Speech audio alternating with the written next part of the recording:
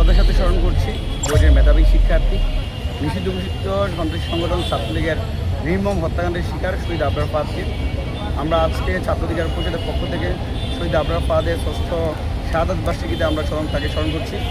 আমরা মনে করি ভারতীয় আগ্রাসন আধিপত্যবাদের আন্দোলনের প্রতিরোধ আন্দোলনের প্রতীক হিসাবে আবরার ফাহাদ আমাদেরকে শিখে গিয়েছেন বাংলাদেশের স্বাধীনতা সার্বভৌমত্ব কীভাবে রক্ষা করতে হয়।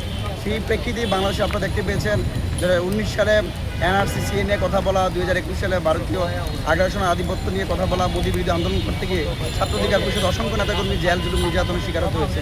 কিন্তু অত্যন্ত দুঃখের বিষয়, আমরা 5 আগস্ট পরবর্তী সময়ে আমরা যেটা প্রচেষ্টা করেছিলাম, যেটা আমাদের প্রত্যাশা ছিল যে 2019 সালে যেই হত্যাকাণ্ড সংঘটিত হয়েছে, অন্তত এত পুরো বাংলাদেশ প্রকম্পিত হয়ে গেছে, কিন্তু শেখ হাসিনা সরকারের কারণে আমরা সেই বিচার, যদিও তাদেরকে ফাঁসি দেওয়া হয়েছে, অনেকে যাবজ্জীবন দেওয়া হয়েছে, কিন্তু আমরা কার্যত পক্ষে সেই রায় কার্যকর হতে দেখিনি।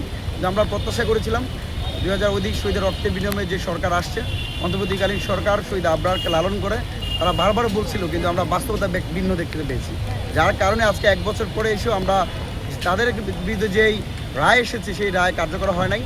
আমরা আজকে আবারও অন্তর্বর্তীকালীন সরকারের প্রতি আহ্বান জানাবো, অনতিবিলম্বেই যেন অন্তত এই সরকার থাকা অবস্থায় আগামী 2-1 মাসের মধ্যেই, সর্বোচ্চ টাইমের মধ্যে যেন যাদের বিরুদ্ধে ফাঁসি রায় দেওয়া হয়েছে, যাবজ্জীবন রায় দেওয়া হয়েছে, তাদের রায় যেন দ্রুত সময়ে কার্যকর করা হয়। ফাঁসির একজন আসামি জেল পলাতক হয়েছে, এই ব্যাপারে প্রশাসনের কোনো গাফিলতি দেখছেন কিনা?